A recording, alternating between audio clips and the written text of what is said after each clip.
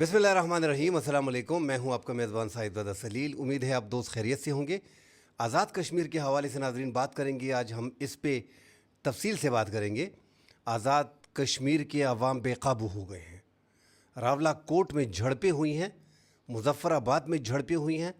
Security forces, police और ranger को यलगमार बनाया गया है। कुछ यलगमार सिक्योरिटी एहलकारों को छुड़ा लिया गया है। सुप्रीम कोर्ट का फैसला आया है। जो अवामी जॉइंट एक्शन कमेटी है उनको बड़ा धचका है। उनके दफातर को सील कर दिया गया है। रूपोश हो गए हैं अवामी जॉइंट एक्शन कमेटी के मेंबरान।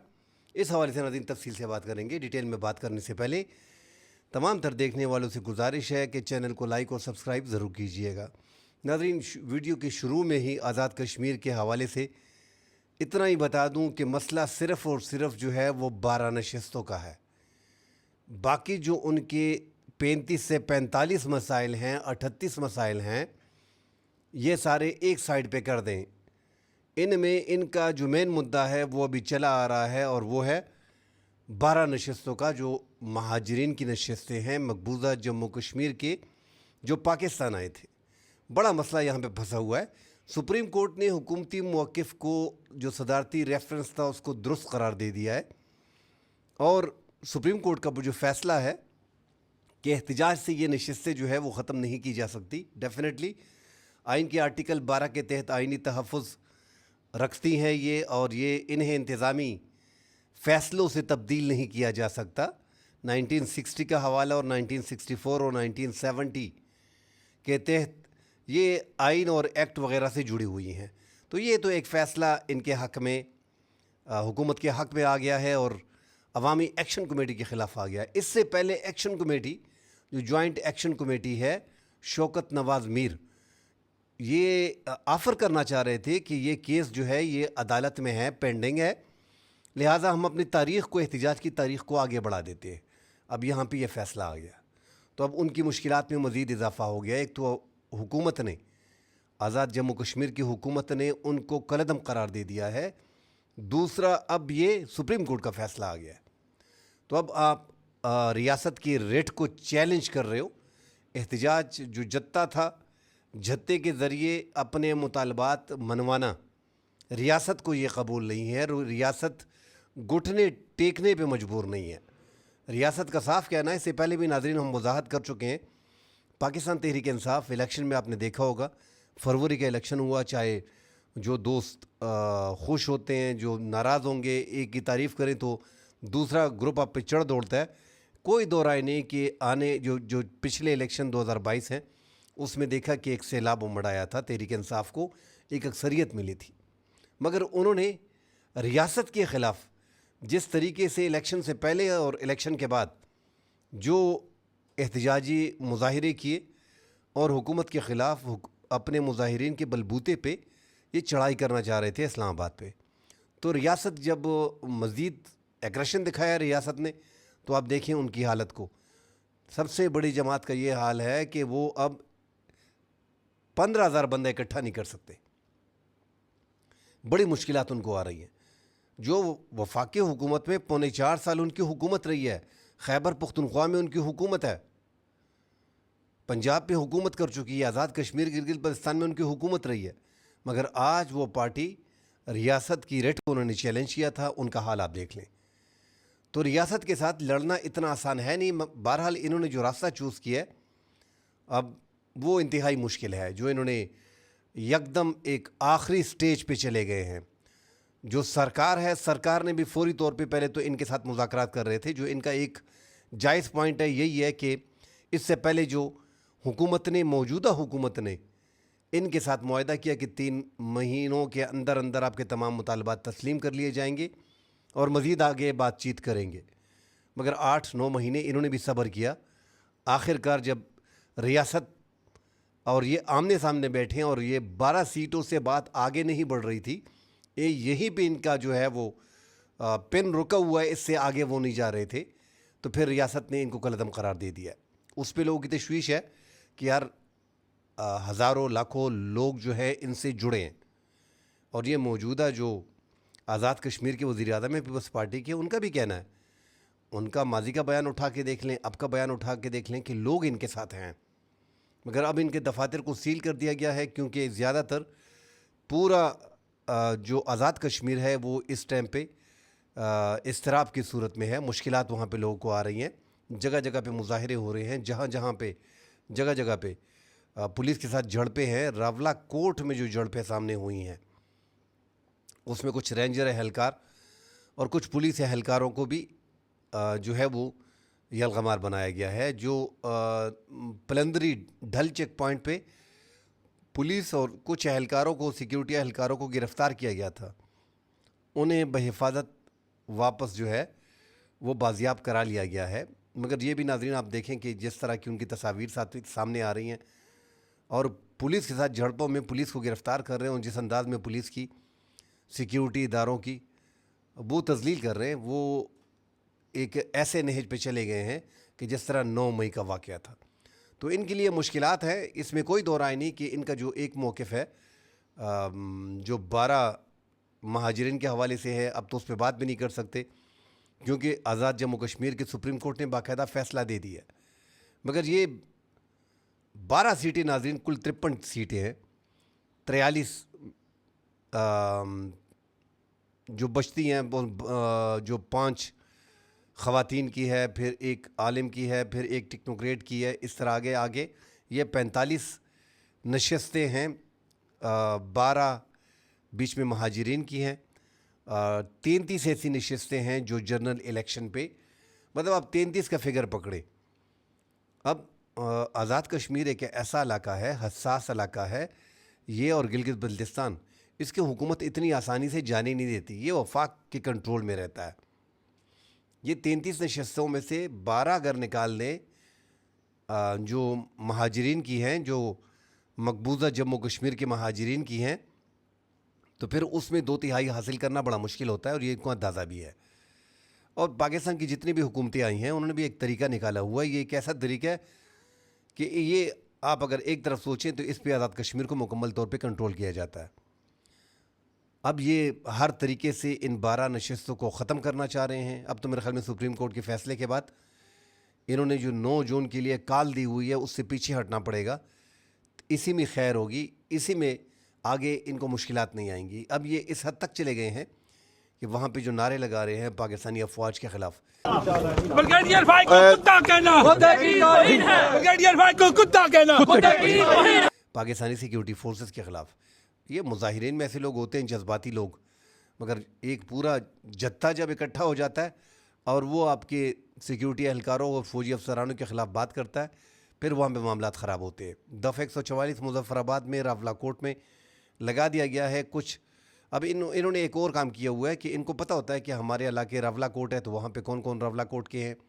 छोटी आबादी होती है, पहाड़ी इलाके होते हैं, आसानी से जानते हैं कि हम में मशकूक लोग कौन है। तो रावला कोर्ट में भी कुछ मशकूक अफराद को जिन्होंने मास्क वगैरह लगाए थे, मास्क इन्होंने मुकम्मल तौर पे बंद किया हुआ है, कोई भी मास्क पहन के नहीं आएगा। अब जो मास्क लोग थे या मशकूक लोग हैं उनको पकड़ लेते हैं। एक बीच में रेंजर का मोहम्मद यूसुफ, उसको जो है गिरफ़्तार कर लिया गया है और मतलब यलगमार बनाया गया। गिरफ़्तार तो सिक्योरिटी फोर्सेस करते हैं। दफ़ा 144 भी लगा दी गई है और मज़ीद ख़बरें भी आ रही हैं कि रावला कोर्ट में कई रेंजर एहलकार और सिक्योरिटी एहलकारों को गिरफ़्तार किया गया है। जो मुख्तलिफ़ ख़बरें इस टाइम पे चल रही हैं, जो एक ब्रिगेडियर है हमारे अफवाज के सीनियर अफीसर हैं, उनके ख़िलाफ़ नाज़ेबा अल्फाज इस्तेमाल किए गए हैं। तो ऐसे नाज़ेबा अल्फाज इस्तेमाल करना फिर मुश्किलात बढ़ती हैं, क्योंकि आप सिक्योरिटी फोर्सेस को उठा रहे हो, पुलिस को उठा रहे हो, रेंजर को उठा रहे हो, यलगमार बना रहे हो, और बाद अज़ां फिर सिक्योरिटी फोर्सेस के ख़िलाफ़ आप नफ़रत का इजहार गालियों की तर्ज पे कर रहे हो, उससे भी मुश्किल पड़ रही है। अब अगर नाज़रीन आप मुकम्मल तौर पे आज़ाद कश्मीर को पाकिस्तान के साथ आटे, बिजली और दीगर जो सहूलियात है अगर उसके साथ आप कंपेयर करते हैं तो इनका 1 से 100 यूनिट जो ख़र्च करता है उसको 3 रुपए का पड़ता है, जो सबसे गरीब होते हैं। फिर जो 100 से 300 तक इस्तेमाल करते हैं उनको 5 रुपये फ़िक्स है, मतलब 300 यूनिट आपने ख़र्च कर लिए तो 5 रुपये है। अब यहाँ से आगे जब आप 300 से ऊपर यूनिट खर्च करते हैं फिर 6 रुपये यूनिट है। तो हम बार बार यही कह रहे हैं कि यार आपको बड़ा फ़ायदा मिला है। इनका कहना है कि हमारे हाइड्रो पावर जो हैं वो हमारे खित्ते में हैं, इसलिए हमें दिया जाए। कल तो खैबर पख्तूनख्वा बोलेगा कि कुछ गैस जो है वो हमारे इलाके से जा रही है, पानी जो है वो हम फराहम कर रहे हैं, पंजाब पे पानी बंद कर देते हैं। इसी तरह पंजाब कहेगा हमने आटा नहीं देना। इसी तरह कराची भी बात करेगा। इस तरह बलूचिस्तान से गैस आ रहा है। ये मामलात आगे जाके इसी तरह ख़राब होंगे कि यार हमारे यहाँ हाइड्रो है, बिजली है, इसलिए हमें जो है ये सब्सिडी दी जाए। तो आप अंदाज़ा लगाएं कि इनकी 45 लाख आबादी है, टोटल 44 लाख, तकरीबन 44.5 लाख आज़ाद कश्मीर की आबादी है, और इनको इतना बड़ा रिलीफ मिल रहा है। मैं समझता हूँ कि आजकल बिजली का बिल जमा करना पाकिस्तान में सबसे बड़ा अज़ाब है। हम लोग जो है वो बिजली का बिल जमा नहीं कर सकते। जो तनख्वाह आती है या जो हम कमाते हैं वो सारा हम बच्चों पे ख़र्च नहीं कर सकते, या बच्चों के स्कूल है या बिजली की बिल है। इन मसाइल में हम जकड़े हुए हैं, और यहाँ पे इनको ये इतना रिलीफ, हाईएस्ट जो इनका है वो 6 रुपये है। इनको फिर भी मामलात आ रहे हैं। आटा इनके लिए नाजरीन जो 40 किलो का थैला है वो 3,000 इनको मिलता है। हम यहाँ आप देखें तो पंजाब में 20 किलो का थैला जो है वो 2200-2400 का होता है। पेशावर में, पिंडी में आप वो थैला 20 किलो का थैला आपको 2400, 2500, 2800 में मिलेगा। इनको 40 किलो का जो है वो इनको 1800-2000 में पड़ रहा है। तो इनको आटा मज़ीद इनको रिलीफ चाहिए। ये असल में इनके मुतालबात पहले छोटे थे, कम थे, आहिस्ता आहिस्ता बढ़ के ज़्यादा हो गए। अब कुछ ऐसे मुतालबात इन्होंने, ये महाजरीन की जो 12 नशस्तें हैं इस पे आगे बढ़े हैं। तो ये हुकूमत को, पाकिस्तान को चैलेंज कर रहे हैं। यहाँ पे आके टकराव पैदा होता है। अगर ये इनके अलावा कोई और मुतालबात मज़ीद करते वो भी एक्सेप्ट कर लिए जाते, और अगर ये बिजली जो 6 रुपये 300 की मिल रही है और 1 से 300 यूनिट इनको 3 रुपये का पड़ रहा है, आप यकीन करें अगर ये 1 रुपये का मुतालबा करते वो भी माना जाता, क्योंकि इनके साथ वो सख्ती नहीं बरती गई जो दीगर सियासी जमातों के साथ बरती गई है। बहरहाल ये एक हसास इलाका है और यहाँ पे ज़्यादा सख्ती बरती नहीं चाहिए। इनको भी खुदा का खौफ करना चाहिए। कुछ मामलात में वफाकी हुकूमत को भी जल्दी नहीं करनी चाहिए। कल भी हमने कहा था कि आगे जाके मामलात ख़राब होंगे। इनकी जितनी भी बैंक ट्रांजैक्शन हो रही हैं, इनको जो अतिया मिल रहा है, इनको जो चंदा मिल रहा है, जो मुश्तबा बेनामी अकाउंट है, जो ओवरसीज़ पाकिस्तानी इनको पैसे दे रहे हैं, उन सब का डेटा इकट्ठा किया जा रहा है। आगे जाके इनको मुश्किलात होंगी, क्योंकि इन्होंने अब हालात जो हैं वो मज़ीद ख़राब कर दिए हैं। पूरे पाकिस्तान में आप देखें तो ये पूरे मुल्क के हमारे 2.5% नहीं होंगे, हमारे अपने भाई हैं, मगर 9% पाकिस्तान की अफवाज में गिलगित बल्तिस्तान और आज़ाद कश्मीर के लोग हैं। इनके तकरीबन हर घर में सरकारी मुलाजिम है। इनके हर घर से ओवरसीज़, मतलब ज़्यादातर तो बाहर होते, मगर हर घर में एक बंदा इनका सरकारी मुलाजिम होता है। 9% पाकिस्तान का, मैं कह रहा हूँ कि गिलगित बल्तिस्तान और आज़ाद कश्मीर का, ये पाकिस्तान की फ़ौज में है। पूरा इलाका फ़ौजी है वहाँ पे। फ़ौज से वहाँ पे ज़्यादा मोहब्बत भी की जाती है, मगर ये 1 साल 2-3 से ये हालात इस कदर ख़राब हो गए हैं कि हालात हाथ से निकले जा रहे हैं। आप दूसरी साइड पे देखिए, मकबूजा जम्मू कश्मीर में वहाँ पे 370 आर्टिकल को हटाया गया। बड़ी मुश्किलात लोग झेल रहे हैं। उन्होंने 70,000 से ज़ायद जो है वो अपने अफराद जो हैं, ख़वातीन और बच्चे और मर्द, उनके शहीद हो गए हैं।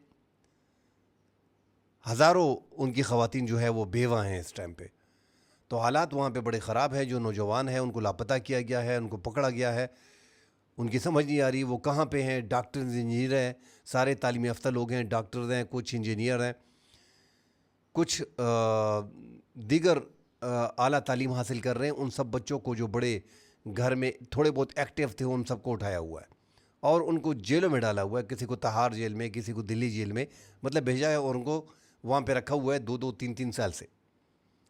मगर पाकिस्तान में मुकम्मल तौर पे जब ये पाकिस्तान के ख़िलाफ़ नारा लगाते हैं तो वहाँ पे थोड़ा दुख होता है। मैंने पाकिस्तान सिक्योरिटी फोर्सेस के ख़िलाफ़ इनके नारे सुने और पाकिस्तान के ख़िलाफ़ कि ये मतलब ऐसा इनके अल्फाज से ऐसा नहीं लग रहा कि ये एक मुल्क की बात कर रहे हैं कि हम सारे पाकिस्तानी हैं। ये बोलते हैं हम कश्मीरी हैं। यार इस कश्मीर के लिए हमने 4-5 जंगें लड़ी हैं यार।